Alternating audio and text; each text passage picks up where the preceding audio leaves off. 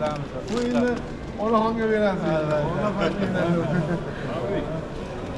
Assalomu alaykum. Tabriklaymiz. Assalomu alaykum.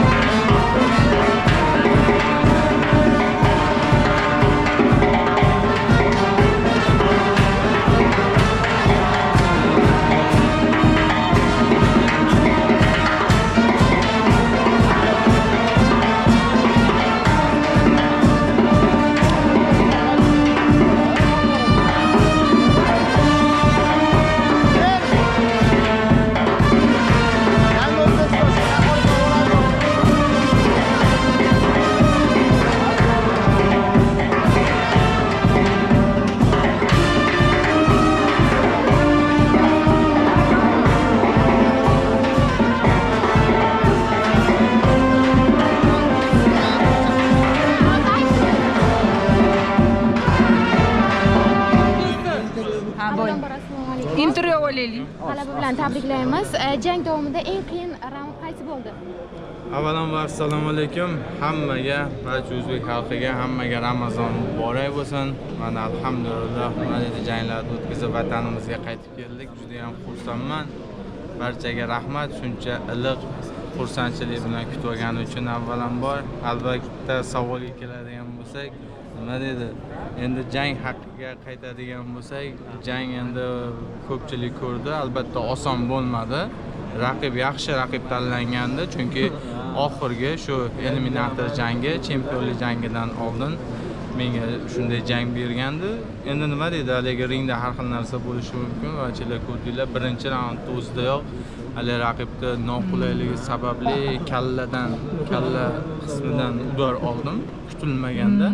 Va shundan keyin qandaydir nima deydi, juda ham noqulay shu kalla zarbalari nima deydi, juda ham ko'p, noqulay bo'ldi. Yo'q, shuning uchun o'zimni tiklab yana nima qilishga shu 4-5 raund ketdi, oxirida Xudoga shukr chiroyli g'alaba bo'ldi. Bu jang kutilganday bo'ldimi? albatta biz kutilgandek bo'ldi. Endi bu asosiysi shu g'alaba uchun chiqqandik. Biz uchun eng katta oldimizdagi yo'l, maqsad albatta chempion bo'lish. Xudo xolasa jahon chempionligini qo'lga kiritish edi va o'sha yo'lda bu bizga vazifasini bajarib berdi. Bektemir aka, avvalo ko'pchilik kutyapti o'sha Armando Rezinsga qarshi jangingizni. O'sha bo'yicha qandaydir ma'lumotlar berildimi? Albatta, hozir meni jangga birinchi da'vogar bo'lib tasdiqlandim. O'sha hozir mana o'sha keyingi oy o'sha Rezentes Charlo degan bokschi bilan tushadi.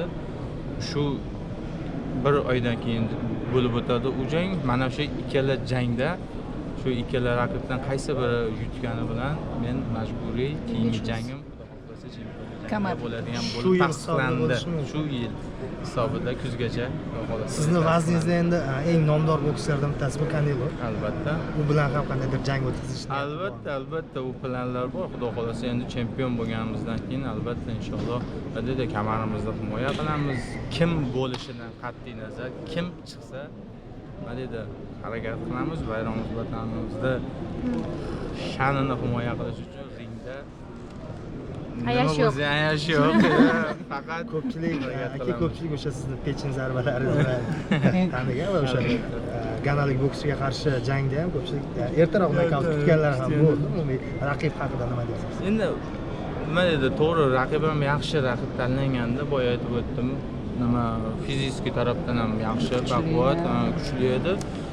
Muxlislaringizda ozgina cho'chitdi bizni. Ringda nima deydi, har xil vaziyatlar bo'ladi, kutilmagan vaziyatlar bo'ladi. Menda mana shu jangda shunday bo'ldi. Birinchi raundda nima deydi, raqibini bilmadim, qandaydir har doim shundan to'g'ri kelib qolaveradi. Bizga bilmadim, kallachilar shu kallasi deydi. Shunda o'zimizda rejalarimiz ozgina o'zgarib ketdi. Vaziyatda o'zimizda ringdan oldingi planimiz, taktikamiz ozgina shu kutilmagan kalla natijasida ozgina nima bo'ldi, o'zimda ham noqulaylikni his qildim. Shuning uchun shoshilmasdan o'zimni tiklab olib, risk qilmasdan sekin jangda raundlarni sal ko'proq bo'lsa ham chiroyli g'alabaga erishishga keyin harakat qilib, demak, Bektemir vaziyatga qarab nokautga uchratibsiz-da? Albatta, chunki o'zi boshida nima deydi, rejada yo'q. Oxirroq nokaut qilish nimasi bor edi. Bu yerda endi o'zingiz bilasiz, planlar, rejalar har xil o'zgarib ketib qoldi. Oxirida eng asosiysi g'alaba sizniki bo'ldi. Albatta. Bugungi kun uchun kimlardan minnatdorsiz? Endi nima deydi, albatta bugungi kun uchun birinchi o'rinda mana ikkita oldimda otam, onam turibdi. Albatta bularga nima deydi, har bir kunim uchun rahmat aytaman. Vaqtimga har doim sog' bo'lsin. Butun o'zbek xalqi, yurtboshimiz shuncha sharoitlar yaratib beryapti biz sportchilarga. Mana shunday chet ellarda bayroqlarimizni ko'tarib yuribmiz. Mudofaa vaziriga alohida minnatdorligimizni bildiramiz. Har doim kech demay chiqib kutib olishadi. Albatta, nima deydi, xursandmiz. Vatanimiz bayrog'ini har doim baland ko'tarishga harakat qilamiz. Vatanimiz sha'nini nima deydi, bir gap bilan aytganda O'zbekiston Respublikasiga sadoqat bilan xizmat qilamiz. Rahmat. Avvalgi janglaringizda ko'proq qo'llaringizni ko'tarib jang qilardingiz. Bu gal qo'llaringizni tushirib jang qildingiz. Bu trenerlar tomonidan aytilgan yo'llanma.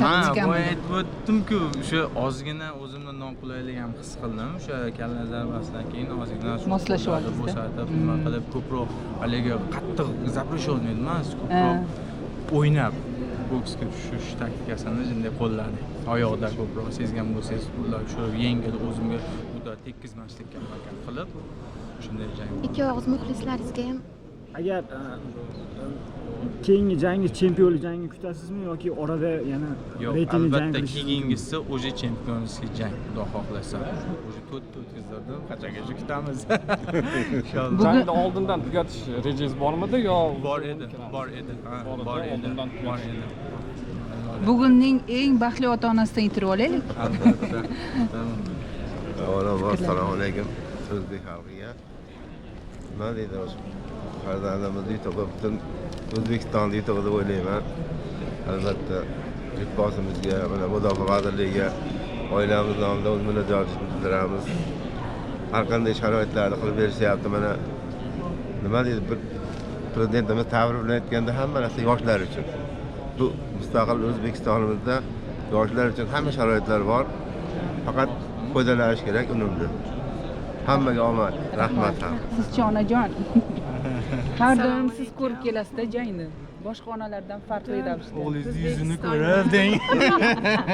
Hozir gaplashib turganingiz uchun.